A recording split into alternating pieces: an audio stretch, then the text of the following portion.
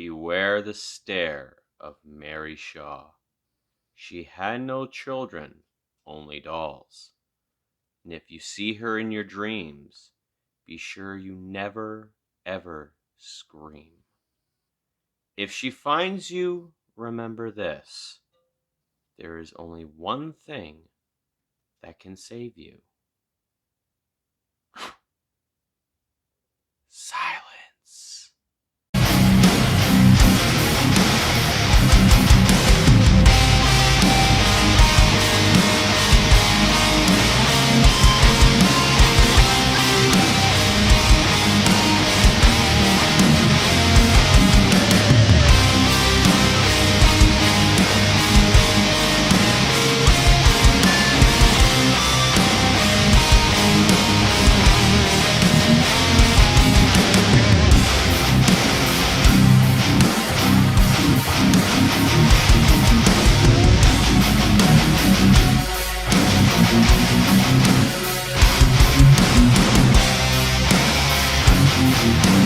Hello everyone, welcome to the Ginger Snaps here. My name is Steven, and today the movie I'm going to be reviewing for you guys is none other than Dead Silence, which was released on March 16th, 2007, 15 years ago today.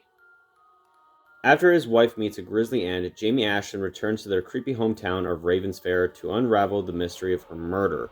Once there, he discovers the legend of Mary Shaw, a murdered ventriloquist whose eerie presence still looms over the town. As he desperately digs for answers, Jamie encounters the curse that took his wife's life and threatens his own. I actually remember back in 2007 when I had watched this movie constantly in theaters. Every single weekend, me and a couple of friends or me and a girlfriend would always go and watch this movie constantly. It was one of those movies I loved watching in the theaters. It had a great atmosphere to it. The theater was always full every single time I went to go see it. And I do have a fond memory with this movie, especially when it was in theaters. And it's a nice little thing to know that it's been now 15 years, and this movie, sadly, is just not talked about enough. The only time this movie's ever talked about is how underrated it is. So, here's my review for it. When it comes to the story of this movie, it's your standard ghost story. Husband and wife, or they're just getting along and everything, and they're doing their normal shit, and then the husband goes and then comes back, and the wife's dead mysteriously after they received a package from someone randomly, and it just contained a ventriloquist dummy, and that he has to go to his original town of Ravensfair to go bury his wife, but also unearth the secrets of Mary Shaw, this folklore legend or ghost story, if you will, of the ventriloquist girl who was murdered and, comes back from the grave to rip your tongue out every single time you scream. Now, in hindsight, nowadays, that's not really much of a scary story. But I mean, like, if you were in a campfire with a bunch of kids and you told that story, they'd pretty much get, freaked the fuck out. So when the story, 15 years later, does it hold up now? It kind of does, I mean, we've heard a lot more scarier type of story type movies with the ghost story aspect to it. Other than that, with the story itself in this film, does it age very well? It kind of does. I mean, some people even sometimes quote the damn poem, the same poem I just said in the beginning of this video. So, as for the story itself, it's, not too bad. When it comes to the characters, I do like some of them, and some of them I really don't like. I mean, for example, Jamie Ashton, who, is the guy who just lost his wife to this really horrific fucking goddamn murder. And he's just, he goes to bury her and also at the same time trying to unravel this secret of this ghost story of Mary Shaw, and also try to find out who was responsible for the death of his wife. And also, just having that knowledge of the story when he was growing up. He is scared of the story being true, but also at the same time, there's a part of him that doesn't really believe it until it's really faced into his reality that, yeah, this ghost story is really fucking real. And you feel for the guy. You really fucking do. And other than that, his performance is very fucking well done. He keeps his shit together for the most part in this whole entire movie. I also do love the cop or the detective played by Donnie Wahlberg. Just a half-assing kind of detective. He's been around a few times. He's seen all the shit. He's heard all the other shit. I mean, like, he even says it to Jamie himself. Like, I've never arrested a dummy before, but I've arrested quite a few husbands. So, I mean, like, even like when Jamie is driving away from him or running away from him or just whatever, he kind of just nonchalantly is just like, fuck, like, don't make me do my fucking job. I do enjoy his fucking character a lot. Especially when he just doesn't believe it. It's the standard thing, what would you do if someone told you, I think this dummy killed my wife, and you're a cop? What's the first thing you're gonna think? Okay, you're a nutbag. And that's what you get until, he ultimately, sees that Jamie's correct. But yeah, other than that, Donnie Wahlberg, I do like his performance in this movie. It still cracks me up sometimes.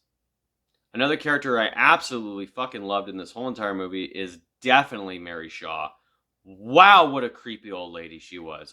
They didn't find any known actresses at that time. They just pretty much found a girl who was practically a Broadway actress and had that presence. And even before Mary Shaw is dead and she's actually alive, she is still fucking eerily creepy. Like, she's absolutely creepy. And then when she finally fucking dies and is a spirit haunting and everything, you get fucking scared of how she looks. I mean, like, you gotta remember, this is a girl who never had kids. She only had dolls, 101 to be exact. And then, of course, something happens. I mean, it's been 15 years. I guess I could spoil it. She kills the little boy in the auditorium that had exposed her by saying, like, dude, I see your lips moving. No ventriloquist ever wants to hear that. And she took it a little far by fucking killing the kid. And essentially, her story, her reasoning for why she's killing and why she's haunting is because she wants to construct the perfect doll. And I guess that's a thing that, as a ventriloquist for her, that was like her end game in a way. She wants to construct the perfect doll, and she's just stuck with these wooden ones. Her children, as you would say.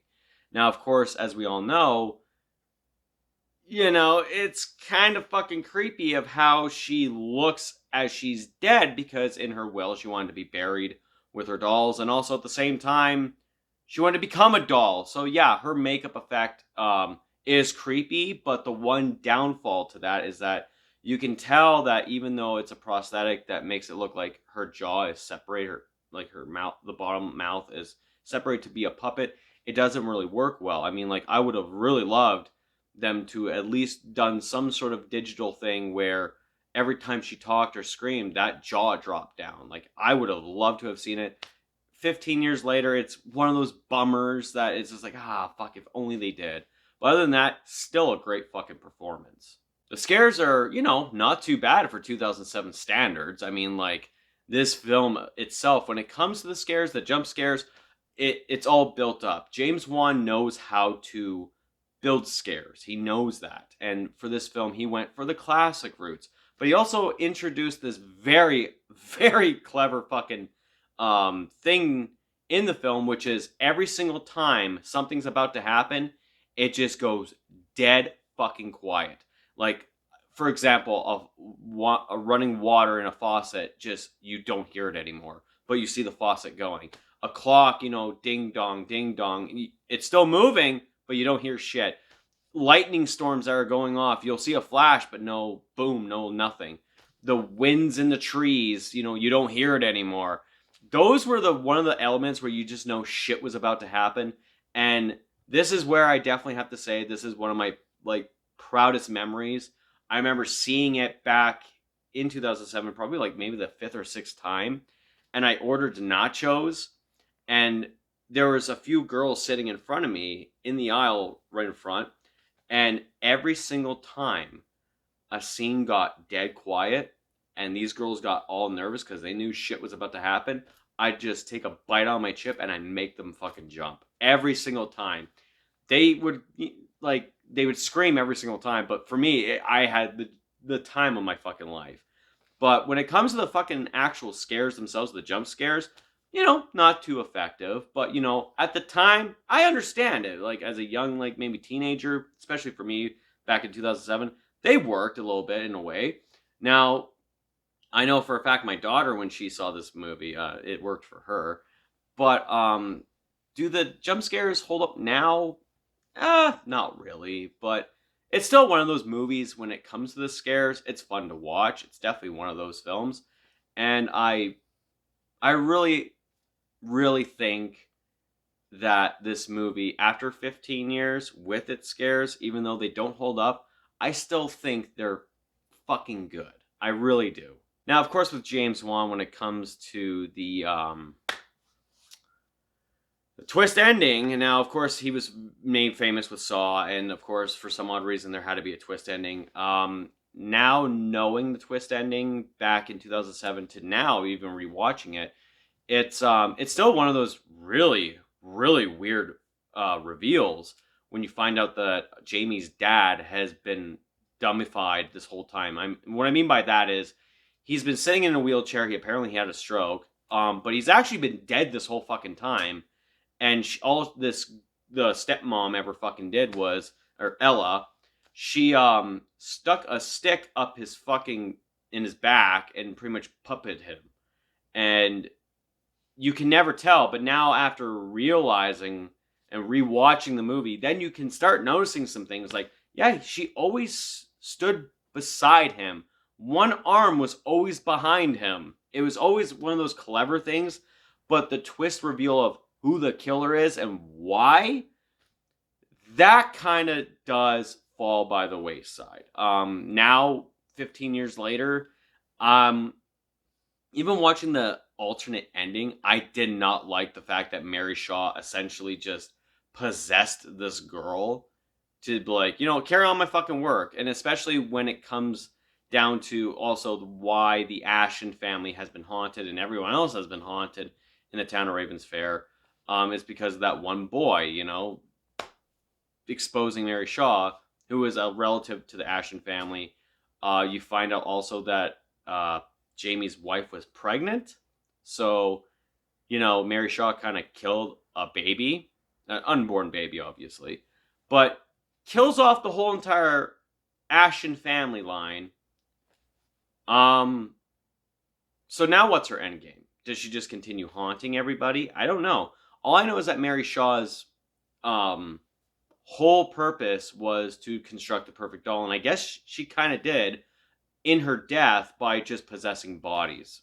But like I said, when it comes to the twist of the dad's been dead this whole time, and you start watching the movie and you see that, oh yeah, it's good.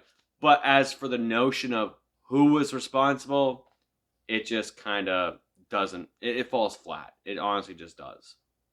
Now, a lot of things I have to think about this movie is definitely the puppets in this movie. I mean, like, apparently the budget, they bought like 80 fucking puppets and dressed them well. I think all the puppets, especially Billy in this movie, it does look creepy. But I think Billy looks a lot more creepier when he was clean, not rotted.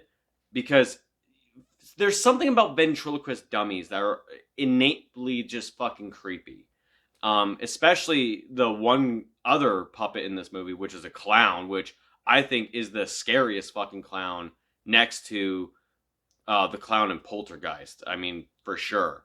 But other than that, when it comes to the dolls and how they all look, and especially with Billy being the focal point of the whole entire movie, he's the boom. Like, I mean, like, look at the fucking cover. He's featured on it. Big ups to them. I mean, like, I really loved how the dolls all looked. I love how creepy they were. And if you fans ever did watch this movie and they show the scene of where there's the wall of dolls and they come across the clown doll, if you look in the foreground a little bit while they're walking, you'll see a special Billy, the one from Saw, just sitting in the corner. Yeah, James Wan just had to sneak him in there. So watch out for that if you've never seen it. A few years ago, I actually do remember a post online which said, what was a very underrated movie that you saw? and a lot of people were actually saying Dead Silence. And I was wondering why Dead Silence was so underrated until I looked up the IMDb rating, the Rotten Tomatoes rating. My God. The fact that Rotten Tomatoes gave this a 21%. So it's rotten. And then the general synopsis for IMDb is a 6.1 out of 10. And I didn't understand this. And even looking at reviews, this movie was essentially bashed because at this time, now remember, this movie came out in 2007. We had been in the deep of fucking torture porn. So everyone was watching Saw, everyone was watching Hostel, everyone was also watching whatever Rob Zombie was doing. Hell, as we all remember, Rob Zombie's Halloween was coming out that year. So, a lot of people were more focused on that movie than Dead Silence. And I feel like this movie was just one of the films where everyone who bashed it back in 2007 probably grew up later and realized, you know what, this movie's actually really good. And honestly, in my fucking personal opinion, I know a lot of other people's opinion is definitely for sure, this is definitely one of those movies that's really fucking good that just doesn't get enough appraisal. It doesn't get much appreciation. And personally, in my opinion, I mean, like, this movie is not underrated. This movie is good. It doesn't deserve to be underrated because this movie is that good. And why the ratings are so fucking low, like I said, it's gotta be from the films that were coming out in 2007. Overall, Dead Silence is just one of those fantastic doll ghost movies that I generally watch a lot. I do get a kick out of it every single time I get a chance to do watch it. And of course, coming up on the 15th anniversary, I definitely had to watch this movie again. And, I still get that enjoyment. The minor nitpicks are little bit things here and there that, I don't mind anymore or whatever. But, some things still bother me, obviously. But when it comes to the story, the scares, the cinematography, James Wan's vision, the characters themselves, even the dolls themselves, I do appreciate this whole entire movie. And hell, if you guys never even heard the theme for this fucking movie, oh my god. That's another thing that also saves this movie is because the theme is so fucking good. Every single time I hear it, I think of creepy dolls in horror movies. I mean, probably not Chucky, because he's got his own fucking themes, but definitely for sure, every time I hear this theme, I think of creepy-ass dolls. Now, for my rating of this movie, I'm going to give Dead Silence a 7.5 out of 10. This movie doesn't deserve to get the title of underrated. This movie is good enough in itself. It's one of those movies that you can definitely remember as one of those great, scary doll movies. I know whenever time someone talks to me about scary doll movies and they say, don't say Chucky, I don't think of Annabelle. I think of Billy from Dead Silence. This movie does not deserve to be underrated. This movie deserves to be talked about a lot more than ever before. So with that being said, I'm giving Dead Silence a 7.5 out of 10. So what did you guys think of this movie? Is this one of those films that you absolutely adore also, or is it another film that you just kind of don't like?